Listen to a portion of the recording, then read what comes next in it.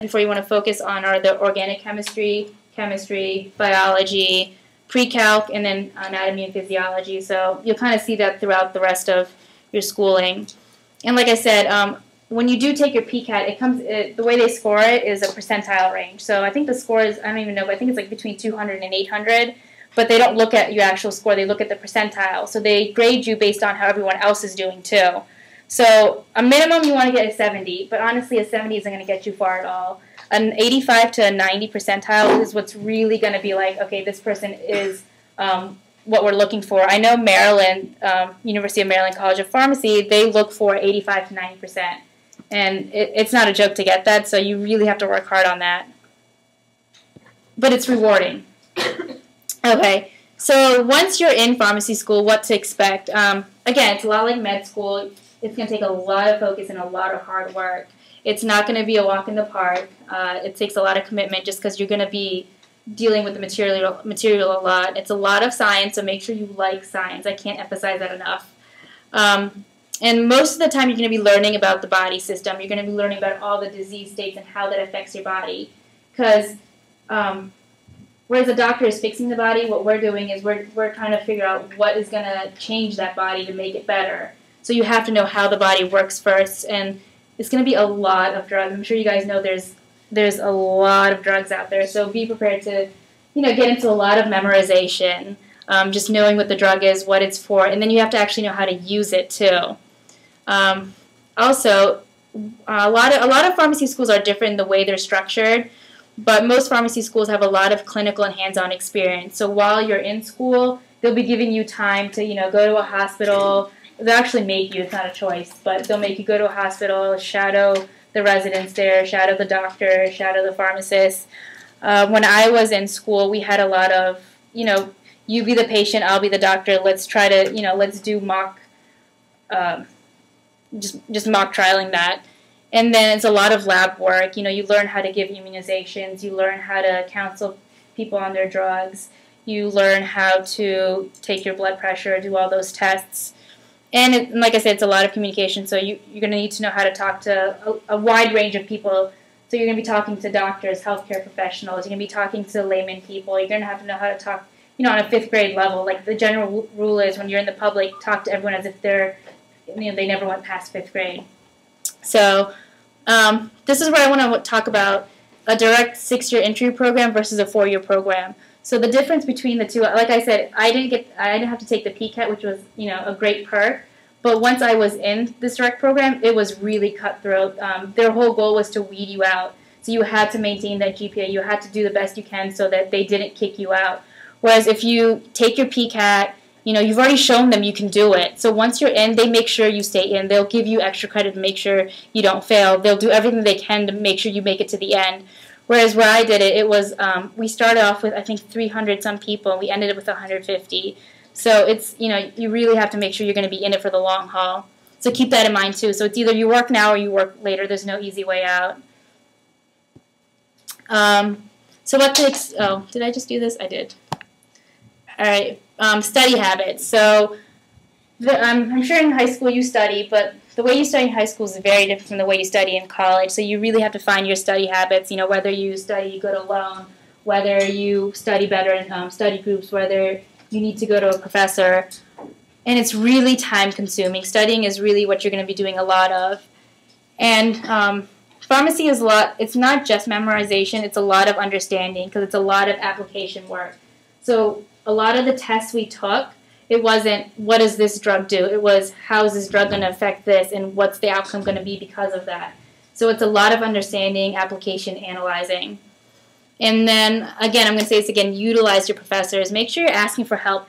Even if you think you know the material, it's great to go to your professor and be like, hey, listen, is there another approach for me to do this? Because these professors, especially when you're actually in pharmacy school, are going to be your best friends. Because when you're graduating, especially in this economy, they're going to be the ones that will help you get a job. They're going to be the ones, like I said, writing your recommendations. And a lot of them, they, being a professor isn't their only job. They're doing research. They're working on all these projects. And to be pulled into those projects, it's great. It's a really good experience. So you want to make sure you build that relationship. It's huge. And then another thing is make bridges while you're in school. Don't burn them. So, I mean, the school I went to was a really small school, so it's almost like high school all over again. So I don't mean just your professors, but even your peers. Make sure you're nice to everyone, you're kind to everyone, because these peers, when you graduate, they're going to be your colleagues. And again, they're going to be the ones that one day they could be your boss. And if you had burned that bridge, they're going to be like, I knew this person in college, and they're not the right person. So it's not just your professors. Make sure you're good with your peers too, because they will help you later on in life. All right, so pharmacy school, it's not just books. So you want to make sure you get involved with community events. So if you see, there's like a diabetes screening program, try to be involved in it because you get a lot of good experience from it. And same with school events. Do your MSA, do clubs, do sports, because you're going to need that outlet. Studying you don't want studying to be your life. You're going to go insane if that's all you do. So use these mediums to be your outlet for getting rid of all that stress. And like I said before, research with professors. I know at my school, every professor was a part of a project. A lot of them, they're the ones who do the research to discover these drugs. So if you get pulled into that, like one of my friends, he was, all he had to do was, he was basically dissecting mice their spines to figure out how the drug was working with it. It's such good experience, and you get your name published. I mean, how awesome is that? You get your name published in like those journals, even if for just helping out. And then again, I keep saying this, but the job, build the connections. It's good for your resume too. You wanna put as much as you can in your resumes. So this will be it'll look really good on your resumes if you do this stuff. And same thing with extracurricular activities, like I said. All right, so once you're done with pharmacy school, you can either keep going or you can stop there. I personally chose to stop there.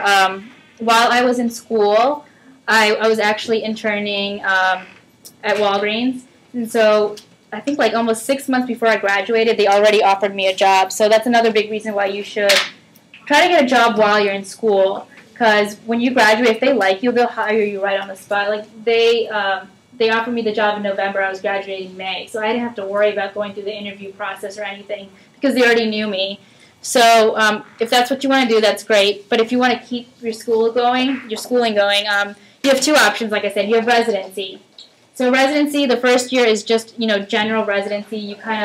You work with the doctors, you work with the pharmacists in the hospital, and then that's called a PGY1, and then you have a PGY2. This is if you want to specialize in something. So my last year of pharmacy school was all rotation. So I just did 5 weeks at a time at different places. And this is where specialization comes in. One of my rotations was pediatric oncology. So if you want to specialize, you can do that, like go into something really narrow. All you would deal with is peds and then, the oncology medications, like chemo and all that. Or if you want to do cardiology, all you would focus on is cardiology. Residency, it's really competitive. It's really competitive. In the whole U.S., I think there's only, I think it's 2,000 spots, okay? And about 12,000 kids graduate a year. Now, not all of those people choose to do residency, but if you think about even half of it, that's 6,000 competing for 2,000 spots. So it's hard, it's competitive, but it is great experience. I personally wish I had done it. If I could go back, I would try to do it. At this point, I'm kind of set with Walgreens. But if you decide you don't like working in a hospital, you also have the option of doing a fellowship. A fellowship is more of the industry research type. I worked at a pharmaceutical company once over the summer for one of my years, and I absolutely hated it. And so I decided research is not what I want to do. I thought it was really boring, but a lot of people like it. They like doing the statistics. They like doing, the hands-on stuff with that. Industry is the pharmaceutical sales, kind of like getting those drugs out there. If that's what you like, a fellowship